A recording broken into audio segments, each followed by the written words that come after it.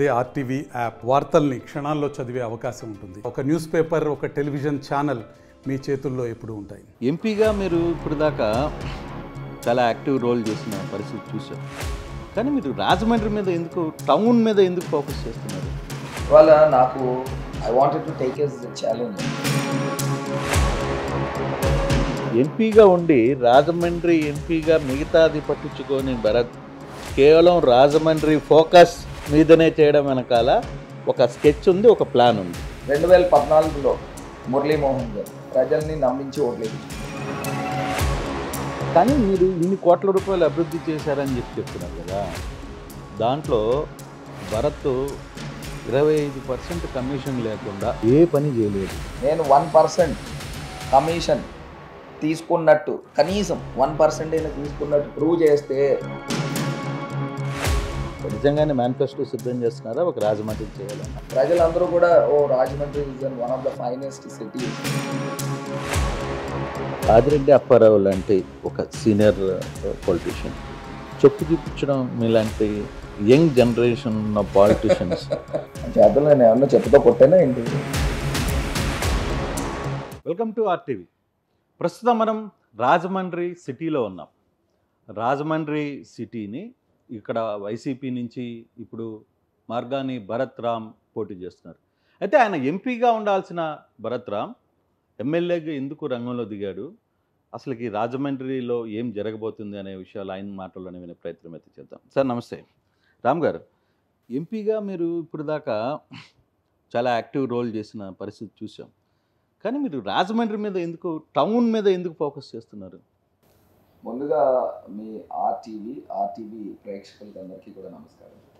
మీరు అంటే చాలామంది అబ్జర్వ్ చేసి ఉంటారు లేదు నాకు తెలియదు.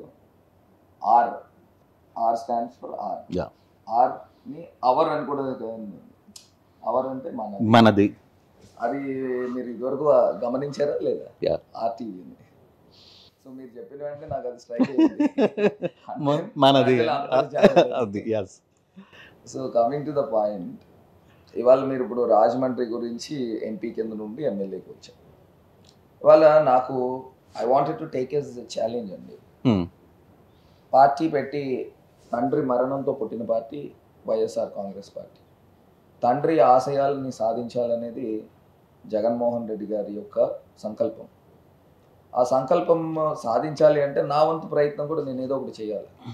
సో రాజమండ్రి సిటీ 14 సంవత్సరాల నుంచి కూడా, 15 సంవత్సరాల నుంచి కూడా తెలుగుదేశం పార్టీనో లేకపోతే మేము గెలవాల. సో ఖచ్చితంగా రాజమండ్రి సిటీ 100% గెలవాలనే ఒక సంకల్పంతో రావడం జరిగింది. ఈ రాజమండ్రి సిటీ గెలవడం వలన నాట్ ఓన్లీ ఈ రాజమండ్రి సిటీకి ఒక్కటే దీని యొక్క రిఫ్లెక్షన్స్ ఉండదు. ఇవాళ Rajahmundry is called centre point for east and west Godavari districts. రోజుకి కనీస పక్షాన 150,000 నుంచి 2 లక్షల మంది జనాభా రాజమండ్రికి వస్తూ ఉంటారు. బిజినెస్ పరంగా అయితే కానివ్వండి, లేకపోతే టూరిజం పరంగా అయితే కానివ్వండి, టెంపుల్ పరంగా అయితే కానివ్వండి, ఇప్పుడు మనం సిటీలో చేసిన డెవలప్మెంట్, రిక్రియేషన్ పరంగా అయితే కానివ్వండి, చాలామంది వస్తారు. వచ్చిన వాళ్ళు ప్రతి ఒక్కళ్ళు కూడా చిన్నపిల్లల దగ్గర నుంచి, కాలేజ్ కుర్రోడు దగ్గర నుంచి పెద్దవాళ్ళ దాకా ఫస్ట్ మాట్లాడేది రాజకీయం మాట్లాడుతుంది. ఇక్కడ రాజమండ్రిలో ఎవరు గెలుస్తున్నారు, వైసీపీయా టీడీపీయా? ఒక సంవత్సరం క్రితం చూస్తే వాళ్ళు తెలుగుదేశం పార్టీ చెప్తా ఉంటారు మా కంచుకోట. జనరల్గా ఒక సమర్థవంతమైన లీడర్ లేకపోవడం వలన వైఎస్ఆర్ కాంగ్రెస్ పార్టీ నుంచి జనరల్గా తెలుగుదేశంకి కొంత ఎడ్జ్ కనబడుతూ ఉండేది సంవత్సరం క్రితం వరకు కూడా చూస్తే. ఎందుకంటే లాస్ట్ టైం కూడా ఆదిరెడ్డి అప్పారావు గారి కోడలు అంటే ఎర్రంనాయుడు గారి కూతురు సుమారుగా 30,000 మెజారిటీతో గెలిచారు. అంత జగనన్న గాలిలో కూడా. అరే నేను ఇక్కడ ఉంటున్నాను, ఇక్కడే పుట్టాను, ఇక్కడే పెరిగాను, అసలు రాజమండ్రి తెలుగుదేశం గెలవడం ఏంది? ఖచ్చితంగా జగనన్నకి నేను గిఫ్ట్ ఇవ్వాలి. వైఎస్ఆర్ కాంగ్రెస్ పార్టీకి రాజమండ్రి సిటీ కంచుకోట చేయాలనే సంకల్పంతో ముందరికెళ్తున్నాను. అంటే మీ సంకల్పం కరెక్టే, కానీ చరిత్ర పరిస్థితులు చూస్తే మీరు ఇందాక అన్నారు 2019లో అంతలా హవాలో కూడా రాజమండ్రిలో సిటీ కావచ్చు, రూరల్ కావచ్చు, రెండూ పోయాయి. ఈ 2 సిటీ స్థానాలు టీడీపీ కంచుకోటలు, అందులో భారీ మెజార్టీ, 30,000 మెజార్టీ అంటే చిన్న విషయం కాదు, అంతలా హవాలు. మరి అటువంటి స్థానాన్ని ఇప్పుడు బేసిక్గా ఒక రాజకీయ నాయకుడు ఏమనుకుంటాడంటే కొంత సేఫ్గా ఉండాలి, మనం ఈజీగా విన్ కావాలని గేమ్ ప్లాన్ ఆడతాడు, అవునా కదా? అటువంటి సేఫ్ ప్లేసెస్ని వదులుకొని మీరు ఇంత టైట్ పొజిషన్ ఉన్న టీడీపీ కంచుకోంటే లాంటి దాంట్లో భరత్ ఎందుకు నిలబడుతున్నాడు అంటే దీని వెనకాల ఏంటి, భరత్కున్న కాన్ఫిడెంట్ ఏంది అంటున్నా? ఏం లేదండి, మా నాయకుడి నుంచి నేర్చుకున్నా. మా నాయకుడు నేర్పిందే అది. మా నాయకుడు నేర్పిందే ఛాలెంజ్. ఇవాళ మీరు చూస్తే ఆ రోజు 2009 రాజశేఖర్ రెడ్డి గారు యొక్క మరణం జరిగిన తర్వాత జగనన్న కాంగ్రెస్ పార్టీ నుంచి బయటకు వచ్చాడు. ఢిల్లీ పెద్దలు అందరూ మూకుముడిగా దాడి చేసినప్పటికీ కూడా జగనన్న నిలబడ్డాడు. మరి జగనన్న ఆ రోజే కాంప్రమైజ్ అయిపోయి ఉంటే ఈ పార్టీకి సెంట్రల్ మినిస్టర్ అయ్యేవాడు, ఇంకా రకరకాలు జరిగి ఉండేది. కానీ ప్రజలకు ఇచ్చిన మాట. సో మా నాయకుడి దగ్గర నేను నేర్చుకున్నాను. ఇవాళ రాజమండ్రి ఎందుకు కొట్టలేము, ఎందుకు భయపడాలా? సో నాయకుడు మాకు ఇచ్చాడు, ఆ స్ఫూర్తి భరోసా ఇచ్చాడు. ఇవాళ రాజమండ్రి ప్రజలు నమ్ముకుంటా ఉన్నాం. ఇవాళ రాజమండ్రి డెవలప్మెంట్ చేశాం. జగనన్న ప్రత్యేక దృష్టితో 125 కోట్ల రూపాయలు స్పెషల్ గ్రాంట్ ఇచ్చారు. సో ఎలక్షన్స్ ఇంకా వస్తుందనగా రాజమహేంద్రవరంలో కోర్టు కేసెస్ వలన పేద ప్రజలకు ఇళ్ల స్థలాలు ఇవ్వలేకపోయాం. 300 కోట్ల రూపాయలు ఇచ్చి రైతుల ఖాతాల్లో వేసి ఇళ్ల స్థలాలు ఇచ్చాం. ఇవాళ ఇన్ని కార్యక్రమాలు రాజమండ్రికి చేస్తున్నప్పుడు నేను ఎందుకు భయపడాలండి? అసలు భయపడాల్సిన తత్వమే మాలో లేదు. అప్పుడు ఉన్న గాలిలో 30,000 మెజారిటీతో టీడీపీ గెలిచినప్పటికీ కూడా ఇవాళ నేను ఛాలెంజ్ చేస్తున్నా. నేను ఇవాళ 20-25,000 మెజారిటీతో నేను గెలిచినట్టు కాదు. ఇవాళ రాజమహేంద్రవరానికి అంత చేసిన. ఇవాళ మునుపెన్నడూ కూడా మీరు లేని విధంగా రాజమండ్రి చూస్తే ఒక పెద్ద పల్లెటూరు మాదిరి. గతంలో మరి 1000 సంవత్సరాల క్రితం రాజరాజ నరేంద్రుడు పరిపాలించినాడు. అది ఎలా ఉందో మనం చూడలేదు. కాకపోతే రీసెంట్ ఒక 30-40 సంవత్సరాలు, పోనీ 50 సంవత్సరాల నుంచి చూస్తే రాజమండ్రి, తాడేపల్లిగూడెం ఇలాంటి ఊర్లన్నీ ఒకటే మాదిరిలో ఉండేవి. ఏలూరు ఇవన్నీ నాకు ఆశ్చర్యం అనిపిస్తూ ఉంటుంది. అరే ఇంత వైభవం ఉంది, ఇంత గొప్ప ఘనకీర్తి ఉంది. మనం చెప్తా ఉంటాము తెలుగు రాష్ట్రాలకి సాంస్కృతిక రాజధాని అని. అసలు ఆ వైభవం ఏమైంది, మనం ఎందుకు తీసుకురాలేదు? ఇంత న్యాచురల్ రిసోర్సెస్ ఉన్నాయి, గోదావరి స్ట్రెచ్ అంత స్ట్రెచ్ ఉంది, అద్భుతమైన బ్రిడ్జెస్ ఉన్నాయి. ఒక సిటీ వైబ్ తీసుకురావాలి అని ఇవాళ నేను డెవలప్మెంట్ చెప్పుకుంటూ వెళ్తే ఒక 20 డెవలప్మెంట్ ప్రోగ్రామ్స్ చెప్పగలను. అసలు తెలుగుదేశం పార్టీకి నేను ఇవాళ క్వశ్చన్ చేస్తూ ఉన్నా. ప్రజలకు కూడా ఒకసారి ఆలోచన చేయమని కోరుతా ఉన్నా. తెలుగుదేశం పార్టీకి ఓటు ఎందుకు వేయాలా అని అడుగుతున్నా. రాజమండ్రికి ఏం చేశారని ఓటు వేయాలా తెలుగుదేశం పార్టీ? 16 సంవత్సరాలు ఎమ్మెల్యే గారి కుటుంబం, ఎమ్మెల్యేగా, మేయర్గా, ఎమ్మెల్సీగా 16 సంవత్సరాలు వాళ్ళ కుటుంబము రాజమండ్రిని పరిపాలించారు. పదవుల్లో ఉన్నారు. ఏం చేశారు ఊరికని నేను సూటిగా ప్రశ్నిస్తున్నా. చెప్పడానికి ఒకటైనా ఉందా అని అడుగుతున్నా. వాళ్ళు వడ్డీ వ్యాపారం చేసుకోవడం, వాళ్ళు చెట్ల వ్యాపారం చేసుకోవడం తప్పితే వేరే పని ఏమన్నా చేశారని అడుగుతున్నా. ఏమీ చేయకుండా మాకు ఓట్లేయండి అని అసలు ఏ ముఖం పెట్టుకుని అడుగుతున్నారు? ఇదేమన్నా ఫ్యామిలీ ప్యాకేజా, లేకపోతే ఇదేమన్నా రాచరికమా? ఏమన్నా ఊరికి ఏదైనా చేస్తే 16 సంవత్సరాలు కాదు 36 సంవత్సరాలు తీసుకోమనండి, తప్పేం లేదు. ఓట్లు వేస్తారు ప్రజలు. ఏం చేయకుండా ఓట్లేయండి అని అంటే కంచుకోట అంటే ఓట్లు వేయాలా? అంటే అందుకేనా ఇది 4 సంవత్సరాల ప్లాన్ ఉందా భరత్కి దీని వెనకాల? ఎంపీగా ఉండి రాజమండ్రి ఎంపీగా మిగతాది పట్టించుకొని భరత్ కేవలం రాజమండ్రి ఫోకస్ మీదనే చేయడం వెనకాల ఒక స్కెచ్ ఉంది, ఒక ప్లాన్ ఉంది. అట్లా ఏం లేదు. ఒకటి ప్రధానంగా మిగతా నియోజకవర్గాలు రాజమండ్రి చూస్తే ఎవరికైనా హ్యాండిక్యాప్ ఉన్న నియోజకవర్గాలు, ఇప్పుడు మనకి 2 పిల్లలు ఉన్నారు అనుకోండి, ఒక పిల్లోడు బాగున్నాడు, రెండవ పిల్లోడు ఏదో అంగవైకల్యంతో ఉన్నాడు అనుకోండి, మన వాళ్ళని కొంచెం స్పెషల్ ఇంట్రెస్ట్తో చూస్తామా లేదా? సో అదే రకంగా ఇవాళ రాజమండ్రి అంటే నేను ఏది రాజమండ్రిని ఉద్దేశించి నేను చెప్పట్లే. కాకపోతే రాజమండ్రి డెవలప్మెంట్కి నోచుకోలేదు. 2014లో మురళీమోహన్ గారు ప్రజల్ని నమ్మించి ఓట్లు వేయించుకున్నారు. 2019లో ఎర్రంనాయుడు గారు కూతురు ప్రజల్ని నమ్మించి ఓట్లు వేయించుకున్నారు. 10 సంవత్సరాలండి. ఒక మాజీ ఎంపీ, ఒక ప్రస్తుత ఎమ్మెల్యే 10 సంవత్సరాలు రాజమండ్రికి కానీ రాజమండ్రి ప్రజలకు కానీ ఏమన్నా చేశారా? మళ్ళీ ఇంకో క్వశ్చన్ వేస్తున్నాం. ఏమీ చేయలేదు. ఒక జనరేషన్ పాడు చేశారు. 10 సంవత్సరాలు అంటే మాట్లాడండి. 10 సంవత్సరాలు జనరేషన్ పాడు చేశారు. పాడు చేసి మళ్ళీ తెలుగుదేశం పార్టీ అదే కుటుంబం నుంచి మళ్ళీ మాకు ఒక 5 సంవత్సరాలు ఎమ్మెల్యే ఇవ్వండి అని ఎట్లా అడుగుతున్నారు? వాళ్ళ పొజిషన్లో నేనే ఉంటే సిగ్గుతో నేను ఇంట్లోంచి బయటికి రాలేను. ఏం చేయకుండా నాకు ఎమ్మెల్యేకి ఓటేయండి అని అంటే అసలు ఎట్లా అడుగుతున్నారు? అసలు యాక్చువల్గా నిజంగా డెమోక్రసీలో, ప్రజాస్వామ్యంలో ప్రజలు నిలదీయాలి. ఇలాంటి వ్యక్తుల్ని ప్రజలు నిలదీయాలి. నేను మీకు ఒక ఉదాహరణ చెప్తానండి. మీ దగ్గర ఎవరైనా ఒక 10 లక్షల రూపాయలు అప్పు తీసుకున్నారు అనుకో. అప్పు తీసుకుని నేను మీకు 10 లక్షలు ఇవ్వను పొమ్మంటే మీరు ఏం చేస్తారు? వదిలేస్తారా? వదలరు కదా. పోలీస్ స్టేషన్కి వెళ్తారు, కోర్టుకి వెళ్తారు, లేదా పెద్ద మనుషుల దగ్గరికి వెళ్తారు. ఆ డబ్బులు వసూలు అయ్యేదాకా కొన్ని వడ్డీ రాబోయిన పర్వాలేదు, అసలు వస్తే చాలని ఏదో రకంగా అనుకుంటారు లేదా? అయినా సరే వసూలు కాలేదనుకోండి, మీరు అతన్ని ఏమని పిలుస్తారు? చీటర్ అని పిలుస్తారు లేదా? దొంగ అని పిలుస్తారు లేదా? మరి అదే మాదిరిగా ఒక మాజీ ఎంపీ, ఒక ప్రస్తుత ఎమ్మెల్యే 10 సంవత్సరాలు ప్రజల్ని నమ్మించి ఓట్లు వేయించుకుని వాళ్ళు కనబడకుండా హైదరాబాద్లో ఉండి వ్యాపారాలు చేసుకోవడం లేదా వివిధ కారణాలతో ఉండిపోవడం వలన ఒక జనరేషన్ని పాడు చేస్తే వాళ్ళని ఏమని పిలవాలా అని అడుగుతున్నారు. ప్రజలు ఏం కోరుకుంటారండి? ఒక ఎమ్మెల్యే నుంచి, ఎంపీ నుంచి మా ఊరికి ఏదో ఒకటి చేస్తాడని, లేదా నాకు కానీ నా కుటుంబానికి కానీ ఏదో ఒకటి చేస్తాడనే కదా కోరుకుంటారు. కానీ మీరేమో అట్లా కాదు, కోరుకుంటారు. మరి ఏమి చేయకుండా గాలికి వదిలేస్తే వాళ్ళని ఏమని పిలవాలా? చీటర్ అని పిలవాలా లేదా అండి? పొలిటికల్ దొంగలని పిలవాలి. సో ఇప్పుడు మీరు చెప్పేది ఆదిరెడ్డి ఫ్యామిలీ చీటర్స్ అంటున్నారు. 100% చీటర్స్. మళ్ళీ అదే మాట అంటున్నారు. చీటర్స్ మామూలు చీటర్స్ కాదు, ఒక జనరేషన్ని పాడు చేసిన చీటర్స్ అంటాను.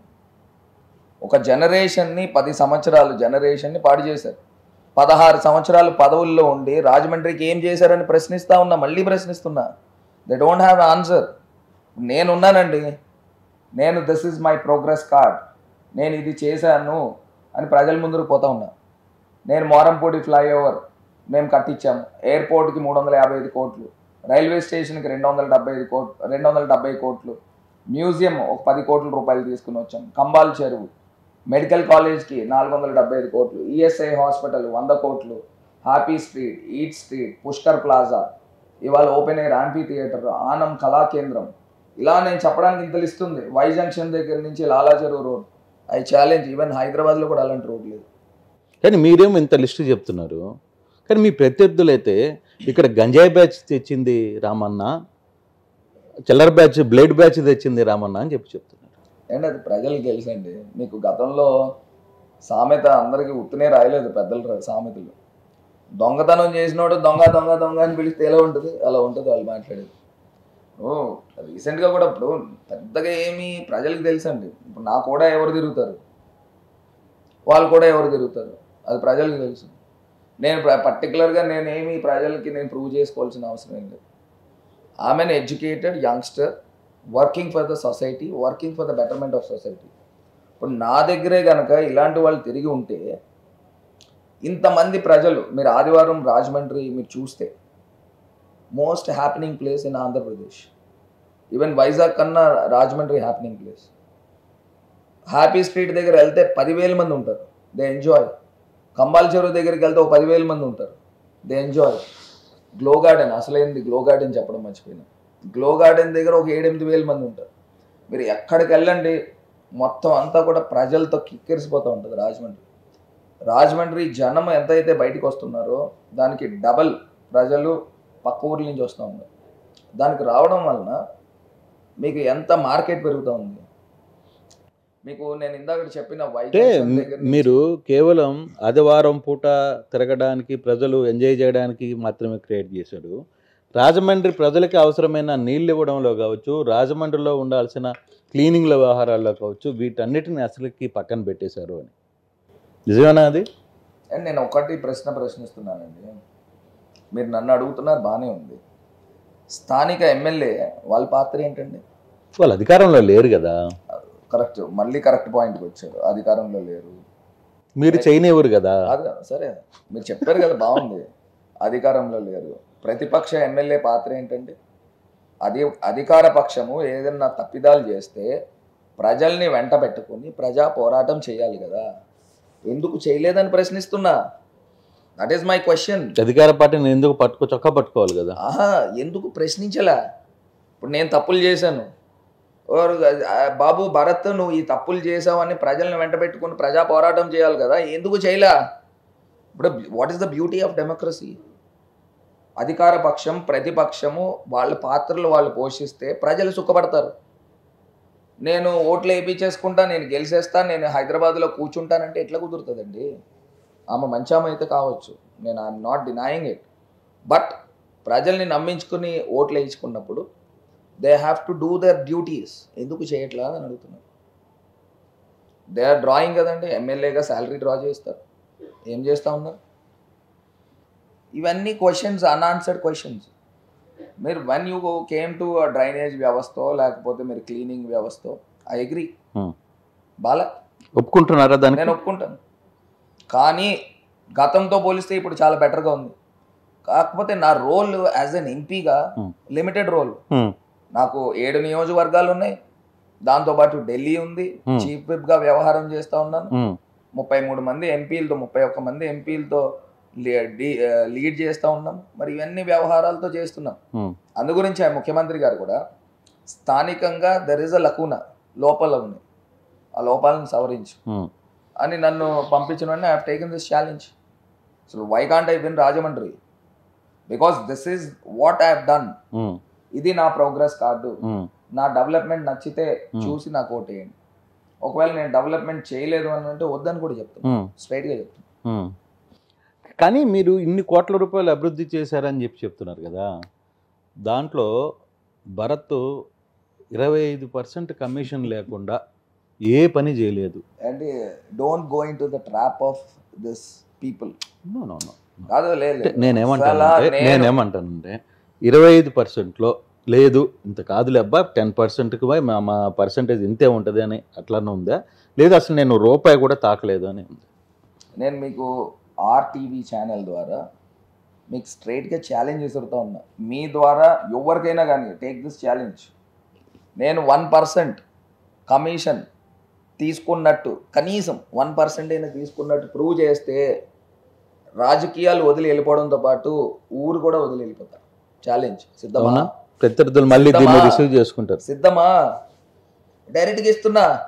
ఇప్పుడు కాదు, నేను గతంలోనే ఇచ్చా. 4 రోజుల క్రితం వాళ్ళు ఎప్పుడైతే నా మీద ఛాలెంజ్ చేశారో, ఎంత చీప్ ఫెలోస్ అంటే అండి, 25% అని చెప్పి పాంప్లెట్లు, కొన్ని లక్షల పాంప్లెట్లు పంచారు, జల్లుకుంటూ పోయారు. ఇప్పుడు వాళ్ళందరినీ కూడా ఎవరైతే జల్లుకున్న వాళ్ళు సీసీ ఫుటేజ్లో తెలిస్తే డైరెక్ట్గా పేరు డెలిబరేట్ చేస్తున్నారు. ఇప్పుడు నేను కూడా ఆ చీప్ పాలిటిక్స్కి వెళ్ళి రోడ్లు ఎక్కించి అసలు నాకు అవసరం లేదండి. ఇప్పుడు వాళ్ళ స్టాండర్డ్స్ అదే, but that is not my cup of tea. నేను ఆ స్టాండర్డ్స్ పోదలుచుకోలేదు. నేను ఆ స్థాయిలో ఉన్నాను, ఆ స్థాయిలోనే ఉంటున్నాను, నేను దిగజారను. అట్లా అంటే ఎంపీ నుంచి ఎమ్మెల్యేకి వచ్చే పరిస్థితుల్లో ముఖ్యమంత్రి గారు ఎమ్మెల్యేకి పోవడానికి సిద్ధపడ్డారా?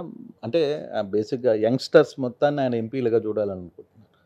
ఆ నేపథ్యంలో కొంత యాక్టివ్గా ఉన్న ఎంపీని ఇక్కడికే పరిమితం చేయాలనే ఒక ఆలోచన మీ ఆలోచన, లేకపోతే ముఖ్యమంత్రి గారి ఆలోచన? ఒకటండి, ఇప్పుడు నాకు కూడా ఇక్కడ పుట్టి పెరిగిన దానికి స్థానికంగా ఇక్కడ వైఎస్ఆర్ కాంగ్రెస్ పార్టీ జెండా ఎగరేయకపోతే నాకు కూడా నామోషమే కదండి. ఒక ప్రెస్టేజ్ ఇష్యూగా ఉంటున్నాను, ఇక్కడే నివసిస్తున్నాను. అరే ఎమ్మెల్యే ఎందుకు గెలవలేము? లేకపోతే పార్టీలో ఉండి నాదేంటి, నా రోల్ ఏంటి, నా ఉపయోగం ఏంటి? Why should I handicap Rajahmundry? Have to win this place. ఖచ్చితంగా గెలవాలా, ప్రజలకు అందుబాటులో ఉండాలా, అన్నీ నేను చెయ్యాలా. ఇక్కడ ఏదైతే కొంత ఒక చిన్న చిన్న లోపాలు ఉన్నాయి అవి సవరించాలా, సవరించి ఫస్ట్ ఇంట గెలిచి రచ్చగలవాలి. సో ఖచ్చితంగా ఇక్కడ గెలిచిన తర్వాత ఖచ్చితంగా ముఖ్యమంత్రి గారి దగ్గరికి పోతాం. అన్న రాజమండ్రిని ఇది చేశాము అని ముఖ్యమంత్రి గారి చేతిలో పెడతాం. ఒకవేళ సపోజ్ భరత్ అనుకున్నది సాధించలేకపోతే భరత్ మళ్ళీ సినిమాకి వెళ్ళిపోతాడా? అంటే ఎట్లా, ఎప్పటికి భరత్ ఆ ఈజీ అయితే పోలేదుగా, ఇంకా సినిమా మోజ్ అయితే పోలేదుగా. అంటే ఒకటేనా, నేనైతే క్లియర్గా చెప్తా ఉన్నా. ఒకటి, ప్రజాసేవలో ముందు ఉన్నాం.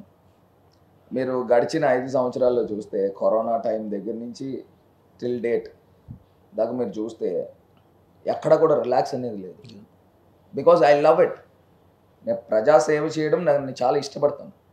బికాజ్ ప్రజల దగ్గర నుంచి అప్లాజ్ వస్తుంది. నేను ఒక 10 మందికి సేవ చేయగలుగుతున్నాను. వాళ్ళ ఆశీర్వాదం ఉంది, కొన్ని వేల కుటుంబాల ఆశీర్వాదం ఉంది. ఇంకా అంతకన్నా మించింది ఇంకేముంటుందండి. సో ఖచ్చితంగా ఏది ఏమైనప్పటికీ కూడా 30 సంవత్సరాల పాటు జగనన్న ఎన్ని సంవత్సరాలు అయితే రాజకీయాల్లో ఉంటారో అన్ని సంవత్సరాలు రాజకీయాల్లో ఉంటాం. ఇదే రాజమండ్రి నియోజకవర్గాన్ని అంటిపెట్టుకుని ఉంటాం. నేను అందరికీ కూడా చెప్తా ఉన్నా, మీటింగ్స్లో చెప్తా ఉన్నా, అమ్మ అభివృద్ధికి పట్టం కట్టండి. నేను మీ ఇంట్లో పెద్ద కొడుకు బాధ్యత తీసుకోవడానికి సిద్ధంగా ఉన్నా. నన్ను ఆశీర్వదించండి. మీకు ఏ కష్టం రాకుండా చూసుకుంటే బాధ్యత నాది అని డైరెక్ట్గా చెప్తా ఉన్నా. ఇప్పుడు ఇవాళ మనం చూస్తే రాజమండ్రిలో 2,60,000 ఓటింగ్ ఉందండి. మన కుటుంబాలు చూసుకుంటే సుమారుగా ఒక 60,000 కుటుంబాలు ఉంటాయి. 60,000 కుటుంబాలని జల్లెడి పట్టేస్తాం. ఎవరెవరు బిలో పావర్టీ లైన్ ఉన్నారు, దిగువ ఎగువ మధ్య తరగతి, ఇట్లా ఉన్న వాళ్ళందరినీ చూసి నేను ఎలాగ గుడ్ మార్నింగ్ రాజమండ్రి చేస్తా, ఎలాగ రాజన్న రచ్చబండి చేస్తా. I have my team setup. రాజమండ్రిని I wanted to set as a role model city కింద చేస్తా. మనకి అంత అద్భుతమైన గోదావరి నదీ తీరం ఉంది, దాన్ని ఒక రివర్ సిటీగా తీసుకురావాలి. సో కాశీ తరహాలో ఘాట్లు కలపాలి. అదేవిధంగా పైన చూస్తే అప్పర్ ప్రామినెంట్ ఒక ట్యాంక్ బండ్ లాగా తీసుకుని వచ్చి ఒక ఇన్ఫినిటీ వ్యూ తీసుకురావాలి. హావ్లాక్ బ్రిడ్జ్ ఉంది, హావ్లాక్ బ్రిడ్జ్ పైన ఒక షాపింగ్ స్ట్రీట్ తీసుకురావాలి. So I have lot of ideas, I'm going to implement it.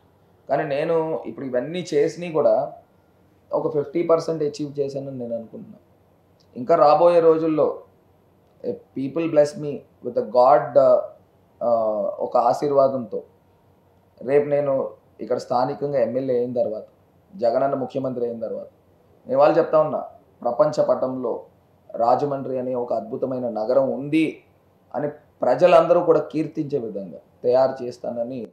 అంటే భరత్ అంటే రాష్ట్రంలో మేనిఫెస్టో, మీ అధికార పార్టీ మేనిఫెస్టో ఒక ఎత్తు అయితే, రాజమండ్రికి ఒక మేనిఫెస్టో సిద్ధం చేస్తున్నాడని వస్తున్న వార్తల్లో నిజమెంత? నిజంగానే మేనిఫెస్టో సిద్ధం చేస్తున్నారా ఒక రాజమండ్రికి చేయాలని? 100% అండి, 100%. ఇప్పుడు నేను లాస్ట్ టైం కూడా యాజ్ అన్ ఎంపీగా నేను మేనిఫెస్టో నేను రిలీజ్ చేశాను. అందులో 1-2 అంశాలు చేయలేకపోయాను అంటే ఇట్స్ ఇన్ పైప్ లైన్. ఇప్పుడు క్రికెట్ స్టేడియం అని చెప్పాను, ఇండోర్ స్టేడియం అని చెప్పాను, ఇవన్నీ కూడా స్థలాలు కేటాయించాను. ఎందుకంటే ఇవాళ మనం క్రికెట్ స్టేడియం ఎక్కడో అవుట్స్కట్స్ తీసుకురావడం వల్ల అంత సుముఖంగా లేదు. నాకు సిటీ లోపలే తీసుకురావాలని స్టేడియం రోడ్ దగ్గర ఫిక్స్ చేశాము. సో కొన్ని మిస్ అయ్యాం. అయినప్పటికీ కూడా ఇప్పుడు రేపు నేను ఇచ్చే మేనిఫెస్టోలో ఒక సరైన ఒక 10 హామీలు ఇవ్వబోతాను. ఆ 10 హామీలు కూడా ఇప్పుడు దాకా అంటే జస్ట్ ఒక చిన్న హింట్ ఇస్తాను నేను చెప్పే దాంట్లో. ఉద్యోగాలండి, ప్రజలకి స్వయం ఉపాధి కల్పించాలి. యూత్ ఎస్పెషలీ ఆ సెక్టర్ ఆఫ్ యూత్ని టార్గెట్ చేస్తున్నాం. ఇప్పుడు దాకా రిక్రియేషన్ పాయింట్ ఆఫ్ వ్యూలో కానీ, అమ్యూజ్మెంట్ పాయింట్ ఆఫ్ వ్యూలో కానీ, ఒక వ్యాపారాల పాయింట్ ఆఫ్ వ్యూలో కానీ బాగా పెరిగింది. దీంతో పాటు ఎవరైతే అన్ఎంప్లాయిడ్ యూత్ ఉన్నారో వీళ్ళందరికీ ఉద్యోగ ఉపాధి కల్పించడమే నా ప్రధానమైన టార్గెట్. దాంతోపాటు విమెన్ ఎంపవర్మెంట్ తీసుకురావాలి. సో విమెన్ని తీసుకుని వచ్చి రాజమండ్రిలో ఒక రోల్ మోడల్ సెట్ చేయాలి. వీళ్ళందరితో ఒక సొసైటీస్ తీసుకురావాలి. మంచి ఒక స్పిన్నింగ్ మిల్ లాంటి ఇండస్ట్రీస్ తీసుకురావాలి. దాంట్లోనే ఒక సొసైటీ కింద క్రియేట్ చేస్తాం. So Rajahmundry I'm taking as an unit. మీరు చూస్తారు రాబోయే 5 సంవత్సరాలు ఏ రకంగా చేస్తాను. ప్రజలందరూ కూడా Rajahmundry is one of the finest cities in terms of the beautification, in terms of living, ఇవన్నీ కూడా చేస్తాం. అంటే భరత్ 2019 ఎన్నికల్లో భరత్కి ఎవరైతే మద్దతు తెలిపారో, భరత్ గెలుపు కోసం కృషి చేశారో వాళ్ళందరినీ భరత్ ఎందుకు దూరం చేసుకుంటున్నాడు? అంటే భరత్కి తనకంటూ ఒక ప్రత్యేక వర్గం, తన కోసం పనిచేసే వర్గమే ఉండాలని కోరుకుంటున్నాడా? అట్లా ఏం లేదండి. ఇప్పుడు నేను అందరితోనూ కలుపుకుని వెళ్తాను. నేను ఎవరిని దూరం చేసుకోను. బేసిక్గా నాకు ఎవ్వరు శత్రువులు ఉండరు. Because I'm lovely to everybody, I'm good for everybody. ఇవాళ మీరు చూస్తే నేను రాజమండ్రి బాధ్యతలు తీసుకున్న తర్వాత ఎంతోమందిని తెలుగుదేశం నుంచి ఎక్స్ కార్పొరేటర్స్ని తీసుకొచ్చాను. చాలా జాయినింగ్స్ చేశాను. పార్టీ ఒక రకంగా బాగా లోలో ఉన్నప్పుడు ఆ హైప్ తీసుకుని వచ్చి రాజమండ్రిలో వైఎస్ఆర్ కాంగ్రెస్ పార్టీకి ఒక లిఫ్ట్. అంటే నా గొప్పతనం ఏం కాదు, జగనన్న గారిదే. కాకపోతే నా రోల్ నేను నిర్వర్తించాను 100% కానీ ఆదిరెడ్డి అప్పారావు లాంటి ఒక సీనియర్ పొలిటీషియన్కి చెప్పు చూపించడం మీలాంటి యంగ్ జనరేషన్ ఉన్న పాలిటీషియన్స్ అంటే అప్పుడు పరిస్థితులు వేరు, ఇప్పుడు కొంత స్పాట్ పాలిటిక్స్ జరుగుతుంటే మీరు చెప్పు చూపించడం కరెక్టేనా? అది కాదన్నా, నేను మిమ్మల్ని ఒక సూటిగా మిమ్మల్ని క్వశ్చన్ అడుగుతాను. మీ ఇంట్లో ఎవరైనా చెల్లో అక్కో లేదా ఎవరైనా ఉన్నారనుకోండి, మీ ఇంట్లో ఎవరినైనా లేకపోతే మనకు తెలిసిన వాళ్ళైనా నీ అంతు చూసేస్తాను, నీ సంగతి తేలుస్తాను, నాకు కసి ఎక్కువ, జాగ్రత్తగా ఉండు అని వార్న్ చేస్తే మీరు ఊరుకుంటారా? అంటే రాజకీయాల్లో ఇవన్నీ సహజం కదా. ఎలాగ సహజం అన్నా? నీ అంతు చూస్తానంటే ఊరుకుంటామా? ఇప్పుడు ప్రభుత్వం గురించి మంచి చేస్తూ ఉన్నారు, అతను కానీ అది కూడా మీరు కూడా మాటల్లో చెప్పొచ్చు, కానీ చేతల దాకా ఎందుకు వెళ్ళారు అని. చేతలు నేను ఏమన్నా చెప్పుతో కొట్టేనా ఏంటి? కొట్టలేదు. చూపించారుగా. అతను అనొచ్చా? అతని వయసుకి అనొచ్చా? కూతురు వయసు ఉంటుంది. పాపం ఆ పిల్ల ఏం చేయలేదు, ప్రభుత్వం సంక్షేమ పథకాలు ప్రజలకు చెప్పడంలో తప్పే ఉంది, నా రోల్ అది. నువ్వు వైఎస్ఆర్ కాంగ్రెస్ పార్టీకి చేస్తున్నావంట, నువ్వు ఫేవర్ చేస్తున్నావంట అని ఎవడో చెప్పాడంట. ఇతను ఫోన్ చేసి నీ అంతు చూస్తాను, నీ సంగతి తేలుస్తాను, నాకు కసి ఎక్కువ, నా సంగతే వేరు అని ఎలా మాట్లాడతాడు? కూతురు వయసు ఉన్న పిల్లతో అలా మాట్లాడచ్చా? మరి అలా మాట్లాడినప్పుడు మేమన్నా గాజులు తడుపు కూర్చున్నామా? ఎక్కడైనా ఎక్కడికి ఇప్పుడు నేను నా అంతటి నేనుగా ఇప్పుడు I don't lose my temper, so I will be a sophisticated politician కింద ఉంటాను. కాకపోతే కొన్ని సందర్భాల్లో ఒక ఆడపిల్లని ప్రతాపం ఎవరి మీద చూపిస్తాడండి? నాలోటోడి మీద చూపించాలి, కానీ తీసుకెళ్ళి ఆడపిల్లల పైన నేను సంగతి తేలుస్తాను, నీ అంతు చూస్తానని ఎట్లా మాట్లాడతారు? సో ఆ ఎమోషనల్ మిమ్మల్ని టచ్ చేసిందా? ఇప్పుడు నేను ఒక అమ్మాయిని అట్లా మాట్లాడితే అమ్మాయి వచ్చి ఏడుస్తూ నా దగ్గర చెప్పినప్పుడు, ఆ వాయిస్ రికార్డ్ వినిపించినప్పుడు నాకు చాలా బాధ కలిగింది. అరే ఏంటి పార్టీ అనే పదం మాట్లాడలేదు, ఆమె ప్రభుత్వ పథకాల గురించి ప్రజలకు చెప్తుంటే అతనికి కూడా ఫుల్ క్లారిటీ లేదు. అప్పారావు అన్నవాడికి వాళ్ళు ఎవడో చెప్పాడంట, ఈ అమ్మాయి వైఎస్ఆర్ కాంగ్రెస్ పార్టీకి కొంచెం ఫేవర్గా చేస్తుంది, వార్నింగ్ ఇవ్వాలని చెప్పాడంటే ఈయన తీసుకొచ్చి ఆవిడ్ని నోటుకొచ్చిన మాటలు మాట్లాడుతూ ఉన్నాడు. అసలు ఎవడైనా తండ్రి స్థానంలో ఉన్నవాడు నాకు కసి ఎక్కువ అనే పదం వాడచ్చండి? ఏంటి కసి? దేంట్లో కసి? నాకు ఆ పదం వినేసేసరికి నాకు బీపీ లేసింది. సో అంటే కొన్ని ఇష్యూస్ వస్తుంటాయి స్థానికంగా, కానీ దగ్గరున్న వాళ్ళని కూడా దూరం చేసుకోవడంలో కొంత భరత్ దాన్ని మేనేజ్ చేసుకుంటే బాగుండేది అనేది వస్తున్న, అంటే మిమ్మల్ని అభిమానించే వాళ్ళు కోరుకుంటున్న ప్రశ్న. దాన్ని ఏమంటారు? నేను ఒక్కటన్నా, ఎవరిని నేను దూరం చేసుకోను, అందరితో నేను మంచిగా ఉంటాను. నేను మళ్ళీ ఇందాక ఇప్పుడు చెప్తున్నాను, నాకు శత్రువులు ఉండరు. కాకపోతే మనం ఎక్కడైనా కూడా ఆత్మాభిమానం అనేది వదులుకోను. ఎంత పెద్దోడైనా కానివ్వండి, ఆత్మాభిమానం వదులుకోను. ఆత్మాభిమానం చంపుకొని నేను అసలు ఏ పని కూడా చేయను. ఫస్ట్ బేసిక్గా ఎవరి జోలికి నేను వెళ్ళను. నా జోలికి వస్తే వదలను. రాజమండ్రి సిటీ, కాకినాడ రూరల్, అంటే ఈ సిటీస్ని స్మార్ట్ సిటీ చేయాలని ఒక ప్లాన్ అంటాం కదా, ఇది నిజంగానే వర్కౌట్ అయ్యే పరిస్థితి ఉందా? ఒక్కటన్నా, ఇప్పుడు idea can change everything. So 100% ఎందుకు వర్కౌట్ కాదు? ఇప్పుడు నేను ఇవాళ చెప్పేది ఏదో ఓవర్ నైట్ అవుతుందని నేను చెప్పట్లే. You should have an master plan. ఇప్పుడు ఇదే చంద్రబాబు నాయుడు గారు అమరావతిని సింగపూర్ చేస్తానంటే ఏమొచ్చిందండి?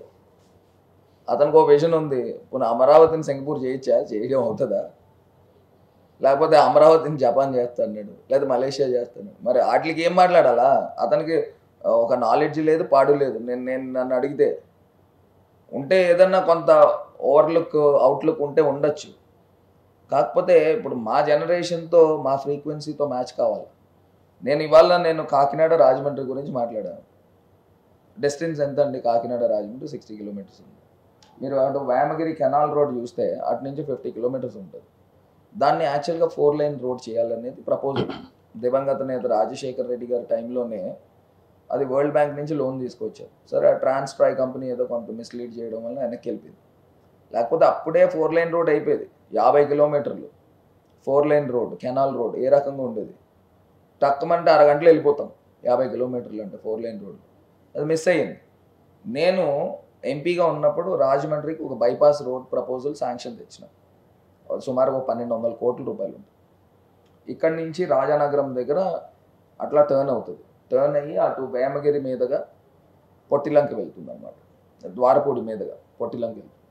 అంటే రాజమండ్రి నుంచి టువర్డ్స్ ఈస్ట్ ఒక 13 కిలోమీటర్లు ఎదరికి వెళ్తూ ఉంటాం. అంటే కాకినాడకి ఒక 50 కిలోమీటర్లు ఉంటే ఒక 35 కిలోమీటర్ల డిస్టెన్స్ తగ్గుతుంది.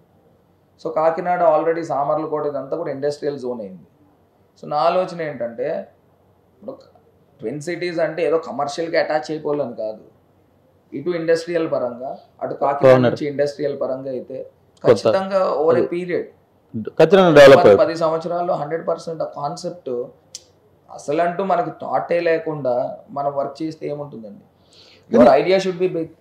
So that is my thought process. If government acquires, నేను జగనన్నతో కూడా చెప్పినాను అన్న, మనము ఔటర్ రింగ్ రోడ్కి బైపాస్ రోడ్కి గవర్నమెంట్ ఆఫ్ ఇండియా నుంచి శాంక్షన్ తెచ్చిన అని చూపించిన తర్వాత దానికి 590 ఎకరాలు కావాలి, ఒక 17 కిలోమీటర్స్ వస్తుంది రింగ్, హాఫ్ రింగ్.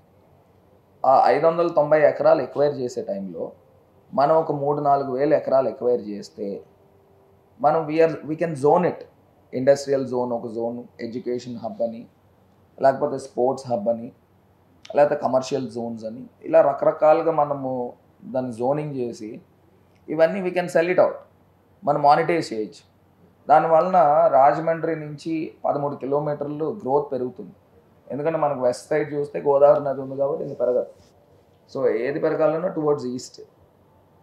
అటు కాకినాడ నుంచి కూడా డిస్టెన్స్ తగ్గుతుంది. సామర్లకోట ప్రాంతం అంతా కూడా ఇండస్ట్రియల్ జోన్ అయింది. సో దానికి దీనికి మధ్యలో ఒక 15 కిలోమీటర్లు ఉంటుంది. ఆ 15 కిలోమీటర్లు ఎప్పటికైనా అటాచ్ అవుతాయి. సో డెఫినెట్గా గ్రో అవుతుంది అనేది that is my thought process. అంటే 2019లో వైసీపీకి 23 మంది ఎంపీలను ఇస్తే వీళ్ళు పోలవరం తీసుకురాలేదు, ప్రత్యేక హోదా తీసుకురాలేదు, ఢిల్లీలో ఏమీ చేయలేదు. ఇక్కడికి వచ్చి 22 ఎంపీలను తీసుకొని వస్తాయి. వీళ్ళు ఏమీ చేయకుండా ఇక్కడ కేవలం రీల్స్ చేసుకుంటూ ఎంజాయ్ చేశారో చెప్తే, అటువంటి వాళ్ళు ఈరోజు రాజమండ్రి సిటీకి ఏమీ చేయగలరు? అదే మళ్ళీ మీరు ఆపోజిషన్ ట్రాప్లోను, అపోజిషన్ ట్రాప్లో మేము ఎందుకు పడతాం? జరుగుతున్న వస్తున్నా కాదండి. మీరు జనరల్ ఫొటోస్ దగ్గర ఎక్కడికైనా వెళ్తే దిగుతారు, ప్రత్యేకంగా దానికే రీల్స్ కోసం. ఎందుకు మేము రీల్స్ చేసుకుంటాము? మీ ఫ్యాన్స్ ఏం పని? అసలు నేను రీల్ చేసుకోవాల్సిన పని నాకేంటి? అంటే పార్లమెంట్లో మామూలు జనరల్గా మీరు even Rahul Gandhi, even Sonia Gandhi, even Narendra Modi గారు, అంటే మోడీ గారికి టీం ఉంది కాబట్టి అలా చేసుకుంటున్నారు, నాకు టీం లేదు కాబట్టి నేను చేసుకుంటున్నాను. నేను ఎందుకు చేసుకుంటాను? ఇప్పుడు వాక్ చేసేది దాన్ని మీరు ఏ పర్సెప్షన్, మీరు చూసే కోణం ఏదైనా ఉందనుకోండి, ఆ కోణంలో మీరు రాంగ్గా తీసుకుంటే దానికి నన్ను చేయమంటారు. ప్రతి ఒక్కళ్ళు ఫోటోలు అనేది కామన్ కదండి. మేమన్నా పర్టికులర్గా తీసుకుని అక్కడ ఏదో మోడలింగ్ చేయాలా లేకపోతే ర్యాంప్ వాక్ చేయాలా అనేది కోణం రాంగ్.